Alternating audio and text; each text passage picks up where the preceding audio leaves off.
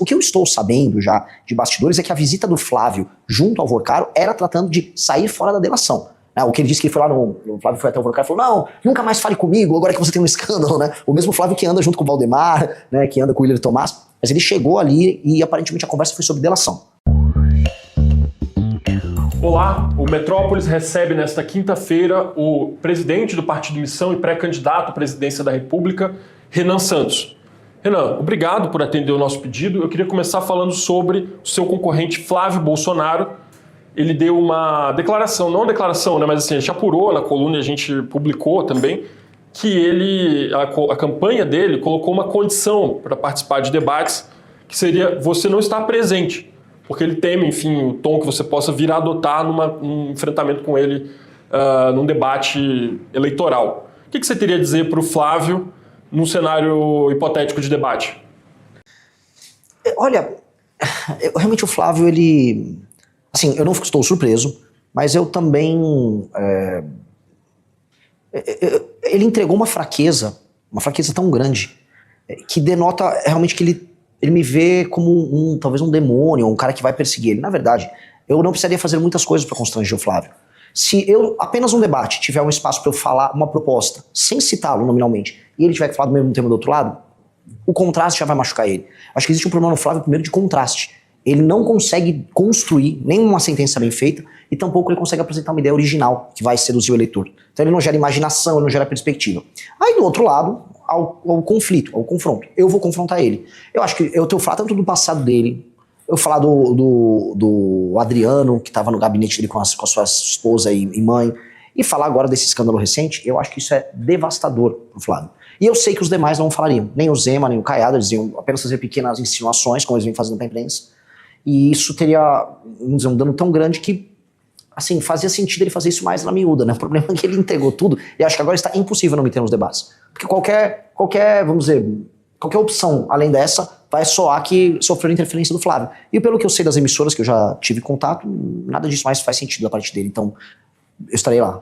E aí, bom, você pode trazer a questão do áudio dele com o Daniel Vorcaro, ele pode tentar trazer o seu áudio também daquela viagem, tal, da Ucrânia. Como é que você responderia a ele nesse cenário?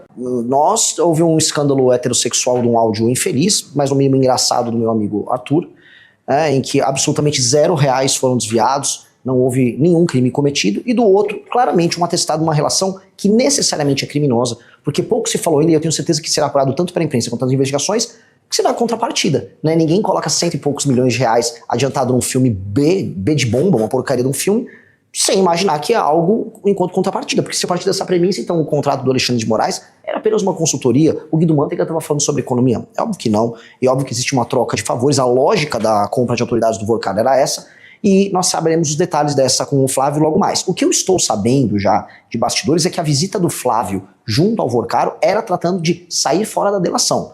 O que ele disse que ele foi lá o Flávio foi até o Vorcaro e falou: não, nunca mais fale comigo, agora que você tem um escândalo, né? O mesmo Flávio que anda junto com o Valdemar, né? Que anda com o William Tomás, mas ele chegou ali e aparentemente a conversa foi sobre delação. Tô entregando um off bom aqui pra vocês e depois eu te entro nos detalhes. E aparentemente ele foi tratar disso. Foi se reunir pra, me tira fora dessa, vamos deixar combinado isso aqui. Não, entra nos detalhes agora, então conta um pouquinho mais pra gente. É que eu teria que entregar minhas fontes, não sou jornalista, mas tenho que manter. Mas aí eu posso entregar pra você no off. Podemos falar depois sobre Sim, isso. Então. Mas de fato foi isso. É assim, ele percebeu que deu problema e aparentemente ele obteve um combinado com o Vorcaro de não entregá-lo. Tanto que ele ficou seguro e saiu fazendo seu périplo junto a empresários e visita junto ao mercado financeiro avisando: não, eu só tive com ele uma vez, mas não houve nada. Então ele imaginou que...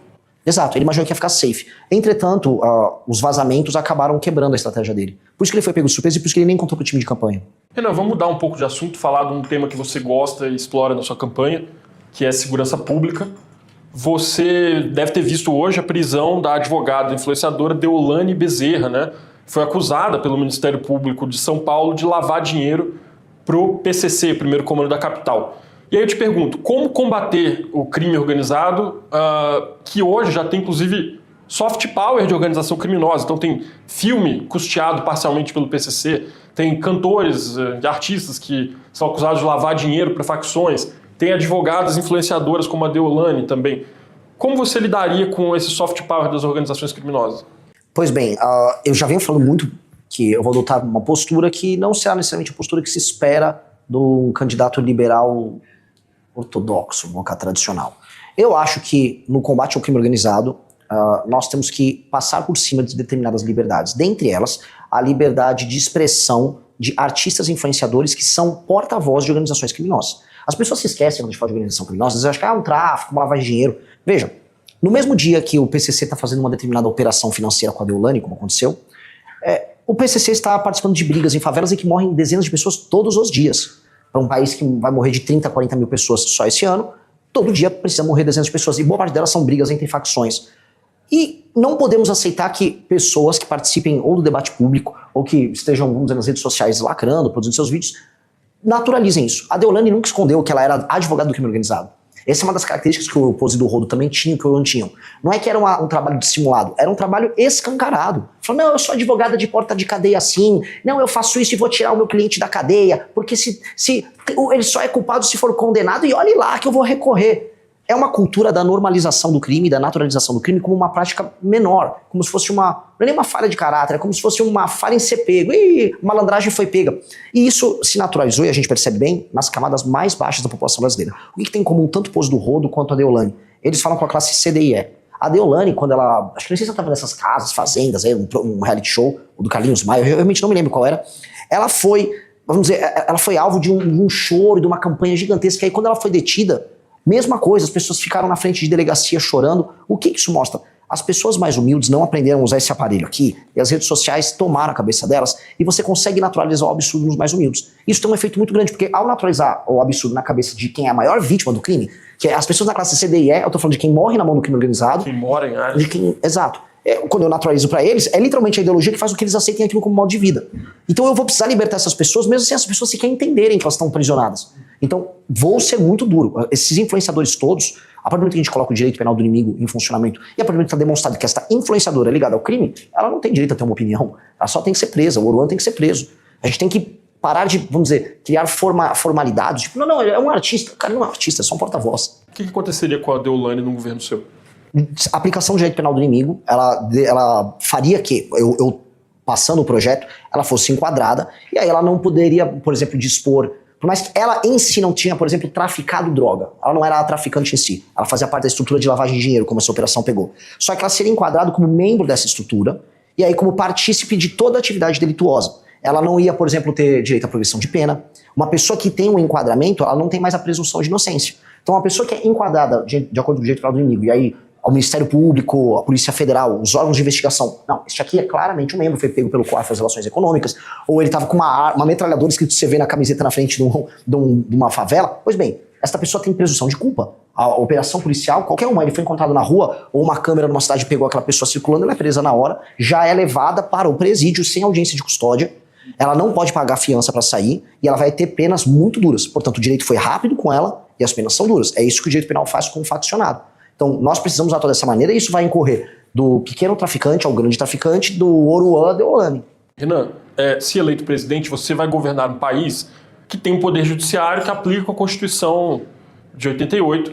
E por mais que você fale em direito penal do inimigo, como que você compatibilizaria isso com essa estrutura que existe? Os juízes vão continuar julgando, os ministros vão continuar dando decisões. Como concretizar essa ideia sua? Primeira coisa que vai ser muito engraçado se o STF se opor ao direito penal do inimigo sendo aplicado por nosso contra o crime organizado, quando o próprio STF aplicou o direito penal do inimigo contra o Bolsonaro e a turma do dia 8 de janeiro. Eles fizeram isso. Foi criado um inimigo, e o inimigo era basicamente o bolsonarismo, e aí a lei era rápida, o inquérito era veloz, e as punições muito duras. Foi basicamente o que o bolsonarismo o STF fez, foi a aplicação do direito penal do inimigo, porque o próprio STF sabe que funciona. Tanto funciona que eles utilizaram contra o inimigo deles. Eu vou avisar, STF, isso aqui foi uma operação exótica que não passou na prática pelo legislativo. Nós formalizamos isso no legislativo, agora nós vamos executar. Você vai se opor? Então, se eu fizer uma operação, por exemplo, em Santa Quitéria, no Ceará, ou fizer uma operação na Rocinha, se eu vier uma decisão do STF falando não pode cumprir, eu tendo passado no legislativo, tendo cumprido todo o processo legislativo, eu não vou respeitar a decisão que vier do STF. Eu não vou cumpri-la, porque é uma decisão eminentemente ilegal. Eu não vou, de maneira ativa, enquanto presidente da República, sair arrumando briga com o STF à toa. Eu não vou fazer o que o Bolsonaro fez, ficar xingando o ministro. Pelo contrário, quero ter uma interlocução correta, educada. Acho que dá para ver colaboração entre o Poder Executivo e o Judiciário, por exemplo, nas fiscalizações com emendas que o próprio Flávio Dino está fazendo. Dá para ter cooperação, e isso é bom para o Brasil nesse sentido. Agora, vieram desrespeitar uma atribuição do presidente da República, o presidente da República não tem que cumprir. como o Renan Calheiros não cumpriu uma decisão do STF em 2016, ao atropelar as atribuições do Legislativo. Será assim, sem show, sem grito. Não vou cumprir, vou continuar minha operação aqui, tô dentro do cumprimento da Constituição. Então, esse elemento exótico do STF não vai ter vez conosco. Eu também não tenho nada, não tô devendo nada para ninguém, tô bem tranquilo com relação a isso. E aí entra a segunda coisa, que é a aplicação erga omnes em todo o judiciário. Há, da parte do judiciário, muito espaço para inovação. Então o juiz vai dar uma sentença nova, especialmente de primeira instância. Ele dá, vamos dizer, a sentença lacrada, imaginando que com aquele efeito liminar ele suspende algo, e aí que você vai resolver no tribunal. A gente vai ter que mexer no CNJ e acabou a sentença lacrada. O Brasil tinha que chegar até a súmula vinculante, bem vinculante, como acontece em países como os Estados Unidos, para você não ter invencionismo. E a gente vê muito invencionismo na primeira instância. Se você gostou do vídeo, não se esqueça de deixar seu like e se inscrever no canal. Até o próximo vídeo.